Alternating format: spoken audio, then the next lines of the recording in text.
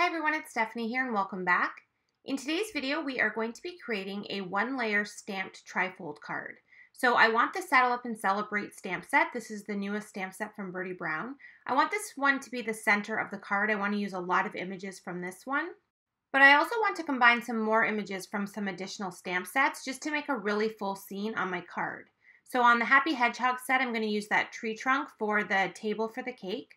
I'm going to use the tree from Cuddly Koalas, and I'm also going to use the horse from Best in the West.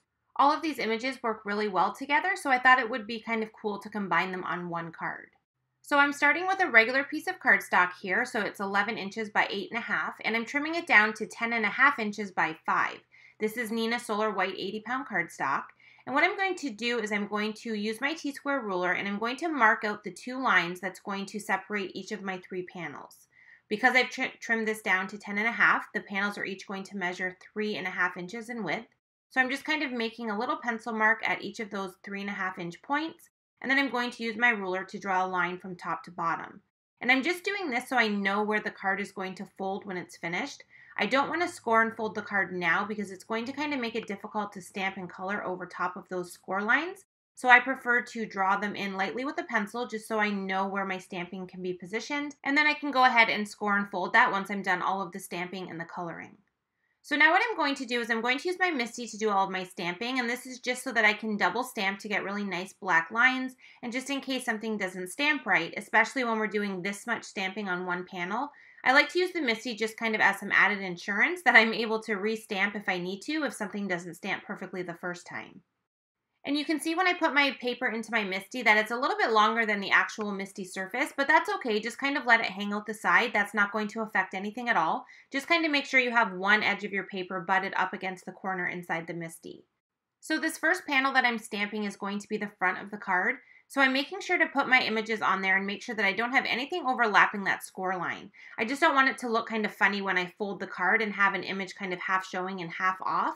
So I decided to make sure that all of the images on the very first panel are completely on that panel and none are stamped over the fold line. You'll see when we get to the middle section that I'm not too worried about that. The boy image that I'm stamping right now is actually going to be on the fold line, but since that's in the middle of the card, it's not as noticeable when the card is folded. So now that I've stamped the birthday cake there, I'm going to need to do a little bit of masking while I do my stamping because I want to add that little tree trunk to be a table. So I'm going to create a quick mask of the birthday cake, and then I'm just going to position that little tree trunk underneath of there. And when I stamp that, we're not going to get the top area since we have the mask in place, but you can see when I remove it that it looks like the cake is actually sitting on that tree trunk. So I thought it was just a cute way to incorporate the cake into the design and make this look like a fun Western themed birthday party. So I'm just continuing the stamping. Once again, I'm doing a little bit of masking here, and this is just so that I can make it look like the horse is in front of the tree that I'm adding. So I just put a little temporary mask there on the back of the horse, stamp my tree, and then when I remove that, you're going to be able to see the horse kind of sitting in front of that tree. So now I'm just going along and finishing the rest of the design. I added some smaller cactuses and grasses to the open areas at the bottom, and I'm adding some of these balloons to each of the panels. So each panel has one balloon, and I made sure when I stamped those that I kind of bent the balloon string just so it looked like they were kind of floating in the air. And then that is going to complete all of the stamping. So you can see we have this huge scene that we've created across the whole entire panel, and now we get to have the fun of coloring it all. Before we get to the coloring though, I need to add some grass detail to the bottom of the scene just to ground all of my images. So what I've done is I've taken some more of that masking paper and I've created some really quick masks that just cover the bottom of each of those images. And I'm just putting these in place so that when I add my grass with my stencil, I don't get any of that ink detail over top of my stamped images. So the first stencil we're going to be using is the Drifts and Hills, and I'm using this with the Twisted Citron Distress ink. And I'm just going along the bottom and positioning this along each of the images. And I'm trying to make sure as I go along with my stencil that I'm making sure that I get it above each of the stamped images. You can kind of see I'm kind of positioning it above the stamp lines. And this is just to make it look like everything is actually standing in the grass and nothing is kind of floating in the air. Once I finish with the first layer of grass, I'm going to go in now with my Grassy Edges stencil. And this time I'm going to use my Mowed Lawn ink, and this is just a bit of a darker green. So we're going to get that nice contrast between the two green colors, and we're also going to get the grass detail with those blades of grass kind of sticking up. So just a little bit of a fun look at the bottom. And then once I'm done with the inking, we can go ahead and remove all of our little masks that we added. And you can see now that we have all of these great stamped images, and we have the little bit of grass detail underneath them that really helps to ground them and really brings the scene together. So now that we have all of our stamping done, we've created the ground. Now it's the fun part of doing all of the coloring. Now you can use any color medium you prefer. You can use colored pencils, markers, whatever you prefer here. And I'm just going to go through now and do all of my coloring with Copic markers. Now there is a lot to color in this scene, so it does take a bit to do all of the coloring. But what I like about a card like this is I love to do all of the stamping ahead of time and take a card like this with me on the go if I'm traveling. It's a great way to do some coloring and get a lot of coloring done when you have a little bit of free time. So I do have this sped up, and I'm going to add music to it and let you go ahead and watch the coloring if you'd like to see the process of me coloring it. I didn't leave it in real time since it did take me probably about a half an hour to 45 minutes to fully color the scene. So hopefully you can kind of see what I'm doing as I go along here, even with it sped up. So once I'm done the coloring, I will meet you back here and we will finish up the card.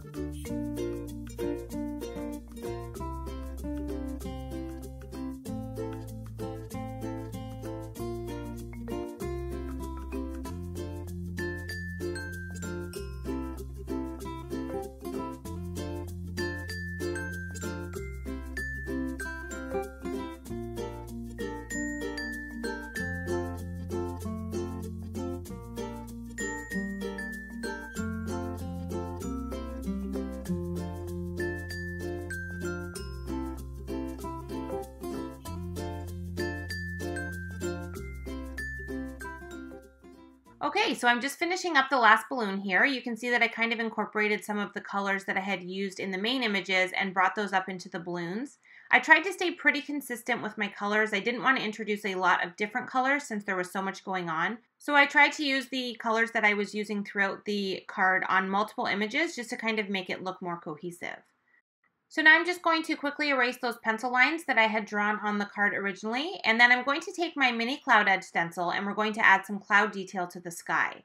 So what I'm going to do here is I'm not going to use any masking, I'm just going to do the stenciling right over the images, and I'm using Tumble Glass Distress Ink. And what I'm doing is I'm just kind of moving the stencil around the whole panel, and I'm just kind of being careful with my ink blending tool, making sure I don't directly go over top of my stamped images. I'm just kind of working in the areas in between.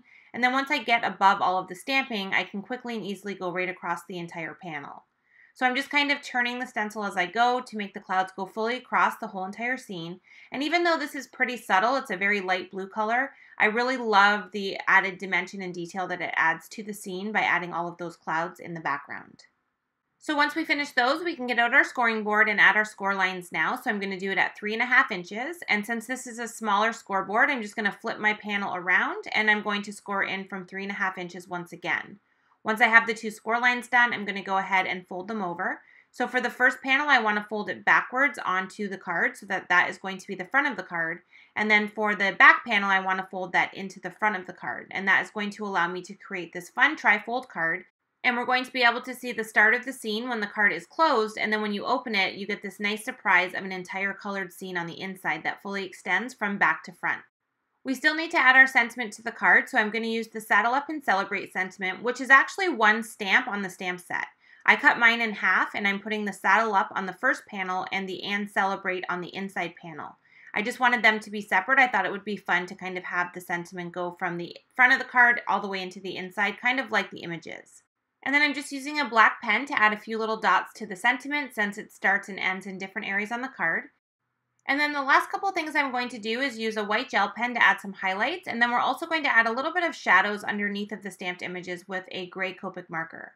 So I'm just going through first with my white gel pen and adding some small highlight areas, and I'm also adding a few dots to the little cactus's cheeks just to give them a little bit more character. And then, like I mentioned, the last thing I'm going to do here is take a gray Copic marker and add some shading underneath of my images. I just felt like they needed to be grounded a little bit more into that grass. So by adding that little bit of shading, it just really looks like they're actually standing there and not kind of floating on top. And then once I have that done, our card is complete and we have this full trifold stamped card that's completely one layer, and we were able to fully color this entire scene. I hope you got some ideas in today's video for ways to create trifold cards. Have fun mixing and matching all of your different stamp sets. It's kind of fun to create a unique scene by combining different images. Thanks so much for joining me in today's video. I hope to see you in another one soon. Thanks for watching.